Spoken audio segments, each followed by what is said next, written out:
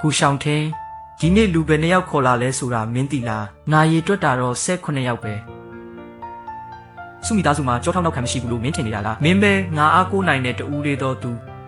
18ယောက်ဆိုလုံလောက်ပြီလို့ထင်လား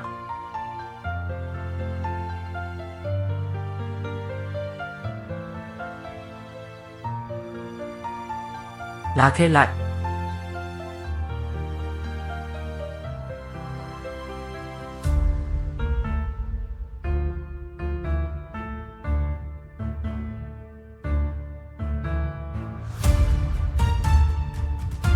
တခင်လေးရွှန်ရှန်ကပ်ပြီးတဲ့ကလူတွေပါစုဝံကငါရဲ့မိန်းမမင်းထွက်သွားလို့ရတယ်ထွက်သွားဖို့လဲတောင်းဆိုနိုင်ပါတယ်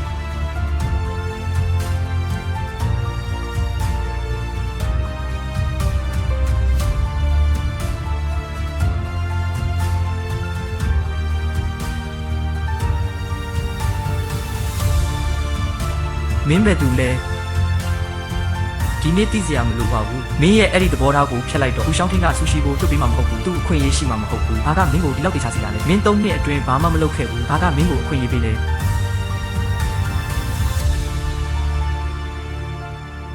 ငါကမင်းရဲ့ခင်ပွန်းမို့လို့စုဝတချို့အရာတွေကိုဒီညကျွန်တော်မပြောတော့ဘူးအခွင့်အလမ်းရှိမှာမဟုတ်ဘူးငါမင်းကိုအိမ်ပြန်ခေါ်သွားဖို့လာတာပါ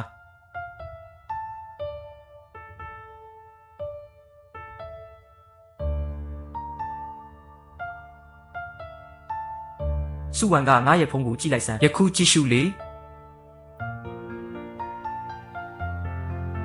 ဟာငါရောက်ဖကနာမည်ကြီးပဲလူတိုင်းကကျွန်တော်တို့ရဲ့အိမ်မှာပြင်းရတဲ့လူတယောက်နေတယ်ဆိုတာသိကြပါတယ်မနေ့ကပွဲမှာငါသမက်ကိုချီကျူလို့ငါ့ကိုရင်နေတော့မဲလားဒီနေ့ဟာငါအတွက်လုံးဝကိုရင်နာစရာပါပဲလူရွယ်မင်းစိတ်မဆိုးဘူးလားစံပြုတ်ကိုမတော့ရင်မကြခင်အေးသွားလိမ့်မယ်မင်းကစံပြုတ်တော့ဖို့တောင်အဆက်ရှိသေးတယ်နော်သူတို့ကအွန်လိုင်းမှာမင်းကိုနာမည်ကိုဖျက်လိုက်ပြီးပေါ်ထုတ်ရလာတဲ့အရာတွေကမူလကတည်းကသူတို့လိုချင်တဲ့အရာတွေပဲတတိကူရှောင်းထင်းသည့် Ancient Developer 3ယောက်နဲ့ပူးပေါင်းခဲ့ရွှေချွေနဲ့ဆက်ဆက်နေသောကုမ္ပဏီများ၏စီမံကိန်းများစတင်ပထမဆုံး platform ကိုစတင်လိုက်ပါပြီအခုမှသူ့အိမ်ကိုရောက်တာနားလေလားမင်းဘာလို့မလုပ်လဲသူကလူပညာအောင်ပုတ်ပေါ်ပြတာကိုဟောကြတယ်သူစိတ်ထဲရှိတာကိုပြောပါစေသူဘသူကိုလူရက်ခဲ့လဲငါဘသူကိုဖမ်းခဲ့လဲလူတို့အမြင်3ရက်ကြာဆက်လက်ပြင်းထန်နေမယ်စုဝံ3ရက်အတွင်းတိလိမ့်မယ်သူဘေးနာကလူကဘာမှမကာကွယ်နိုင်ဘူးဥက္ကဋ္ဌကူရဲ့ခေါင်းစဉ်အကြောင်းအရာတွေပြောင်းလဲသွားပါပြီဘာနဲ့အစားထိုးရမလဲ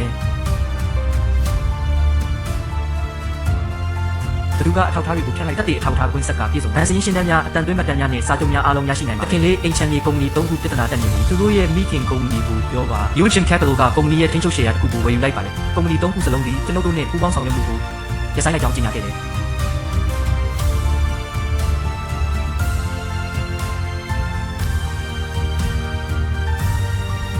အဖေကျွန်တော်မှားသွားတယ်အဖေကျွန်တော်စုဝံကိုဖိနှိပ်ချင်ရုံပါပဲ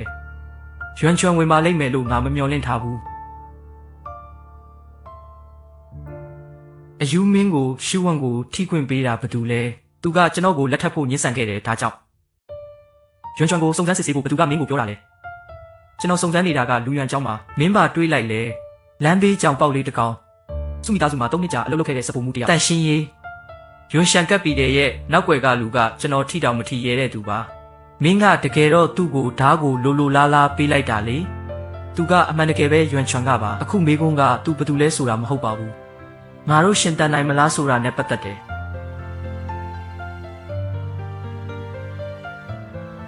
ကအစင်တင်လောက်ထားပါတခင်ကြီးကုမ္ပဏီကိုသွားမလားမသွားပါဘူးလူယွန်ကိုသွားတွေ့မယ်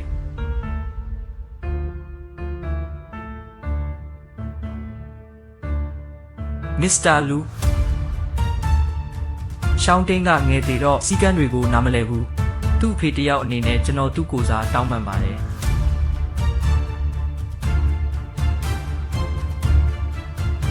ရွန်3စီမံကိန်းရဲ့တတိယအဆင့်ကိုတည်ထောင်ခဲ့ကုမ္ပဏီရဲ့ဆုံးရှုံးမှုများအတွက်ကျွန်တော်ရော်ကြီးပေးပါမယ်မလုံလောက်ဘူး မစ္စတာလူကုကုမ္ပဏီတကယ်ပဲပြိုလဲသွားရင်ဝန်ထမ်းထောင်ပေါင်းများစွာဟာအစားနေရေးတွေခက်ခဲသွားပါလိမ့်မယ်ဝန်ထမ်းများနဲ့ပတ်သက်သည့်ကိစ္စများအတွက်အလုပ်သမားဝန်ကြီးဌာနသို့ဆက်သွယ်ပါဒါကအားလုံးကိုအမြင့်ဖြတ်ပြီးတက်စီဖို့လုပ်လင်းရတာကစုမိသားစုအိမ်ကိုအတင်းကျပ်လက်ထပ်ဖို့လာတော့ကတဲလုံဆက်တစ်ခုခုချန်ထားခဲ့ပြီလားပထမဆုံးဆူရှီစီကနေနှစ်ပေါင်းများစွာယူသွားခဲ့တဲ့အရာအားလုံးကိုပြန်ပေးပါဒုတိယအချက်ကတော့လူသိရှင်ကြားတောင်းပန်ခြင်းပါပဲနောက်တစ်ခါဆိုတာမရှိဘူးဒီနေ့အတွင်းအကြောင်းပြန်ပါ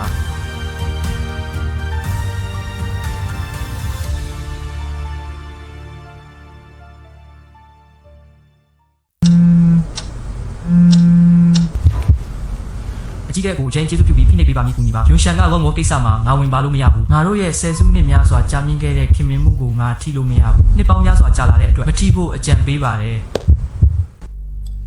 ဒရိုက်တာလူရဲ့ရွှေရှန်ကပ်ပြီးတဲ့ကလှုပ်ရှားမှုကမြန်လွန်းနေတယ်ကျွန်တော်ဖုန်းမကင်ခဲ့ပါဘူးမစ္စတာကူလောင်အဖေသူတို့ဘာပြောချင်တာလဲကူလော်ရဲ့နောက်ွယ်ကဆက်နွယ်မှုတွေကမင်းထင်ထားတာထက်ပိုနဲ့ဆိုင်တယ်ဝန်ခံလိုက်ပါသူဘယ်သူလဲဆိုတာမင်းသိလားမင်းပါကိုကြောက်နေလဲဆိုတာငါမသိဘူးမသိလို့ပဲကြောက်စရာကောင်းတာလေအဖေကျွန်တော်တို့လုံနိုင်ပါသေးတယ်ကားနဲ့ဘယ်သွားမလဲအခုစုမိသားစုအိမ်ဒူးထောက်ရမယ်ဆိုရင်တော့နောက်မကြခင်ဒူးထောက်ရမယ်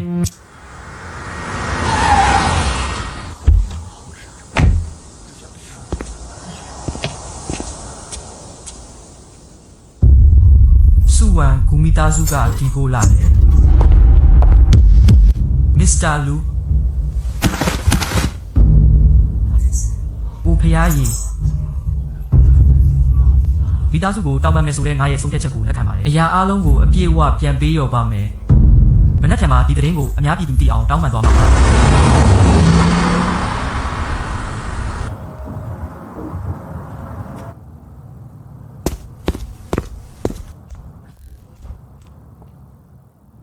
ဝန်မင်းရဲ့တမကဘူမိသားစုကိုဒူးထောက်စေခဲ့တာတကယ်ဆိုရင်တန်တရားဖြစ်เสียမလို့ပါဘူးအဖိုးကြီးကဒူးထောက်နေတာကိုကျွန်တော်ကိုယ်တိုင်မြင်လိုက်ရတယ်ဘသူရှိမှဒူးထောက်နေတာလဲသူကငါသားမရှိမှဒူးထောက်နေတာမင်းရဲ့အိမ်မှာနေတဲ့တမက်လားစာအုပ်တအုပ်ကိုမျက်နှာပုံးကြည့်ပြီးဆုံးဖြတ်လို့မရပါဘူးမင်းစပွဲပေါ်မှာရေးရှိတယ်ဖုန်းကိုအဲ့ဒီမှာမထားခဲ့ပါနဲ့သတင်းကိုကျွန်တော်မြင်လိုက်တယ်ဘူကြားချမ်းကပစ္စည်းတွေကိုပြန်ပေးလိုက်တယ်မနှက်ပြန်ငွေလက်ခံရမယ်မင်းပါဘူးဆိုလိုတာလဲထမင်းစားမယ်သူဒီနေ့မင်းကိုမအော်ဒါဝမ်းတာပါတယ်အကိုကြီးလက်ဖက်ရည်တောက်ပါဦးချထားလိုက်အကိုကြီးမင်းရဲ့အရေးချင်းတွေကအမခံပဲလူတွေကမင်းကိုဖုံးကွယ်ထားတဲ့အရေးချင်းရှိတယ်လို့ပြောကြတာအံ့ဩစရာတော့မဟုတ်ပါဘူးကိစ္စရှိရင်ကိစ္စကိုပြောငွေရှာဖို့အာမခံချက်ရှိတဲ့ project တစ်ခုကိုကျွန်တော်ရှာတွေ့ထားတယ်စလုပ်ဖို့အရင်ကြီးမရှိဘူးဖြစ်နေတယ်9 တန်းလောက်ပါမပို့ဘူးမင်းပြီးခဲ့တဲ့လစာဘယ်လောက်ရလဲကျွန်တော်စီးပွားရေးလုပ်ဖို့ပြင်နေတာလေဒါဆိုရင်အခုအလုပ်မရှိသေးဘူးပေါ့မင်းရဲ့အမြင်တွေကျေပြတ်လာအောင်လုပ်ပါ9 တန်းမင်းကအလုပ်တောင်မရှိဘူး9 တန်းနဲ့ဘာလုပ်မှလဲတခြားသူတွေမြင်မကောင်းဘူးပေးပါကျွန်တော်လိုတာကအခွင့်အရေးတစ်ခုပဲ3 လလောက်အလုပ်လုပ်ပြီးရင်အခွင့်အရေးပေးမယ်ပတ်စံကောအမေမရှိဘူးမင်းကြလားငါရောက်ဖမှာပတ်စံရှိတယ်ငါကို9 တန်းမပေးရင်ဘာလုပ်မှလဲအင်တာနက်ဘဏ္ဍာရေးတငယ်ချင်းကခေါ်သွင်းတာပတ်ဆက်ပိတ်ဆန်မင်းတငယ်ချင်းကမင်းကိုအရင်တစ်ခါ3000ရှုံးစေခဲ့တာမင်းသူ့ကိုစက်ယုံသေးလားအမေမင်းလည်းသူ့ကိုဘာလို့ကူညီနေတာလဲကျွန်တော်ပတ်စံကူညီတာပတ်စံကတစ်ပင်ပေါ်ကကြမလာဘူးခင်ဗျားတို့အားလုံးကျွန်တော်ကိုအထင်သေးနေကြတယ်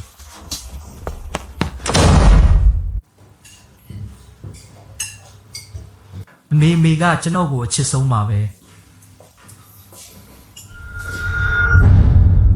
လူရွယ်မင်းကအဲ့ဒီဘက်မှာစားလိုက်ပါအမေဘာကိုဆိုလိုတာလဲအိမ်မှာကြံနေတဲ့အစားအစာတွေအလားအသက်မဖြစ်တော့အောင်လေမင်းစားမရွေးဘူးမလားမင်းကဘာတူလဲငါဘာဖြစ်လို့လဲသူ့မှာတကယ်စွမ်းရည်ရှိရင်စားကျွန်းတစ်ပွဲကိုဘာလို့ကြောက်မှာလူရွယ်မစားနဲ့ဘာမှမဖြစ်ဘူးဘာမှမဖြစ်ဘူးဆိုတာဘာလဲရှင်းရှင်းလင်းလင်းပြောပါဦး3 နှစ်ရှိပြီဘာမှမဖြစ်ဘူးလို့မင်းပြောနေတော့မယ်မှားတာမဟုတ်ဘူးလား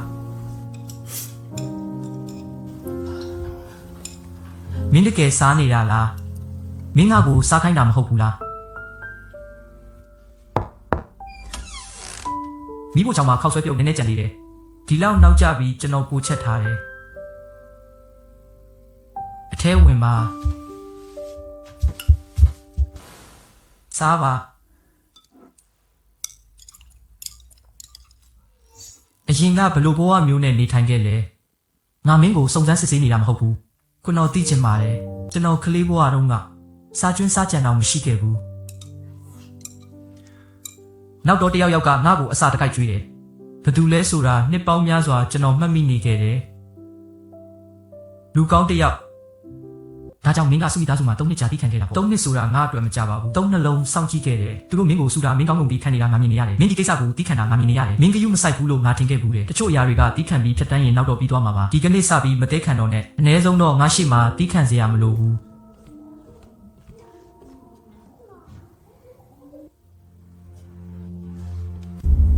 စားကျွန်းစားကြံတော့မရှိခဲ့ဘူး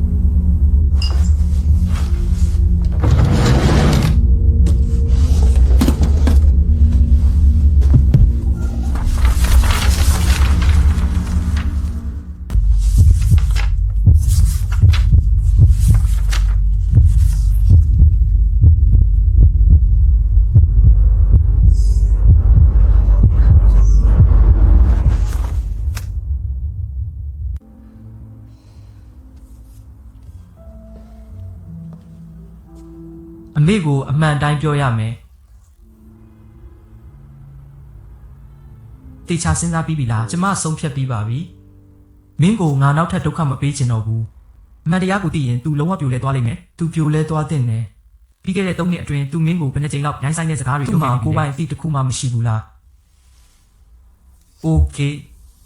မင်းဆုံးဖြတ်လိုက်ပါဒါပေမဲ့မင်းတို့ဇလန်းအကုန်လုံးကိုမသိကြဘူးဒီလောက်ကြီးတဲ့ကုမ္ပဏီကြီးပြောဆိုပြိုလဲသွားတယ်ကျွန်တော်သမီးကတကယ်ခင်မုန်းကန်ကောင်းတာဒါကြောင့်ဒီလိုအောင်မြင်တာ